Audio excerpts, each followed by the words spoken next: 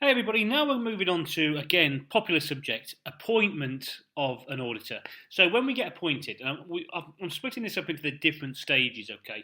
And the first stage has got to be not when we're appointed, but even before we're appointed, when we're first offered the chance to become the auditor, okay? And yeah, there's a little checklist for you. First of all, you have to ask yourself, am I independent? Going back to the ethical things we talked about before, am I independent? I've got no familiarity ties, no shareholding, etc. Am I independent to take this?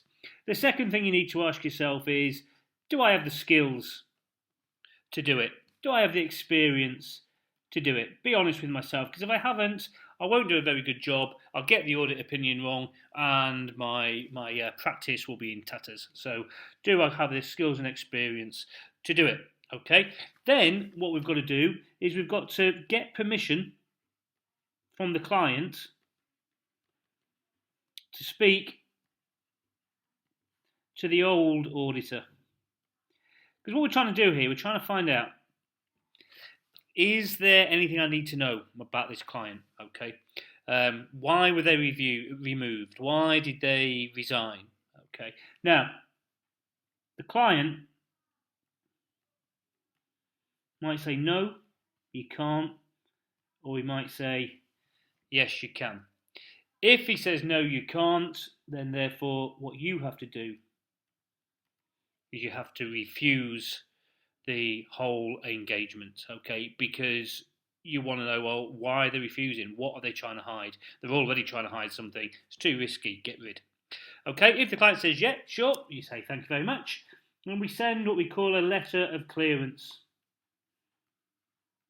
So a letter of clearance goes to the old auditor saying, look, is there anything that I need to know about this client? And then again, here, the old auditor, he will either reply or not reply. Okay, and if he replies, then we just ask, are there any reasons why we shouldn't accept? Okay, that's all we're looking for, reasons why we shouldn't accept. But what if they don't reply? Well, if they don't reply, what you've got to do is you've got to try again. And then, even if they don't reply again, you still don't refuse it. It just becomes a high risk client. So we talk about audit risk, and it just means you have to do more work on it. Okay, so because it's not the client that's saying you can't speak to them, it's just the old auditor's not getting back in touch with you. So the old auditor might be lazy, the old auditor might have moved on, the old auditor might not be interested in doing it. Okay, and so there's no reason to refuse, but there is something strange happening, so it's a high risk client. All right. The next thing that you want to look for is check that the old auditor has been legally removed. Make sure that everything's clear. And then finally, assess the client risk. Now, we've already said that the client will be risky if the old auditor doesn't send back the letter of clearance, doesn't reply to reasons why we shouldn't take it on. But we assess the client risk. And when we come to assess the client risk, you want to do it in three little things. First of all, are they suitable clients? Do they have qualified audit reports? If they do have a qualified audit report in the past, then they're obviously a difficult client to deal with. Do they have a good reputation? Okay, so look for qualified reports.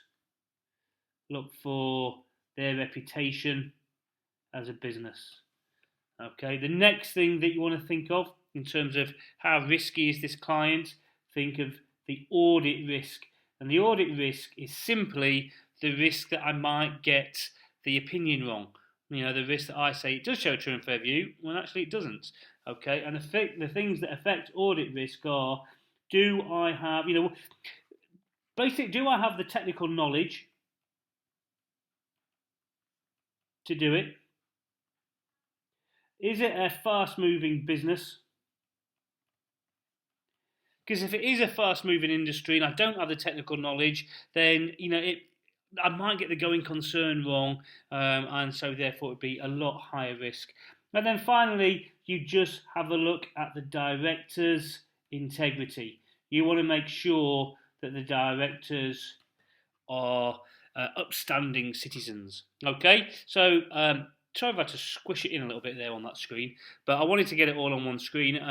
When you're first offered, then remember all that. Am I independent? Do I have the skills? Can I speak to the old auditor? Then get the old auditor, or make sure that the old auditor has been legally removed, and then think, right, okay, everything's good. Now let me have a look at the client. Is it too risky for me? When I look at the client's risk, I think, are they suitable in terms of reputation? Can I do it? Will I get the audit? What's the audit risk that I might get it wrong? Is this going to be a hard work client? And finally, do the directors, do they have integrity? Because if they do, it's going to make the audit a lot easier to do and therefore less risky.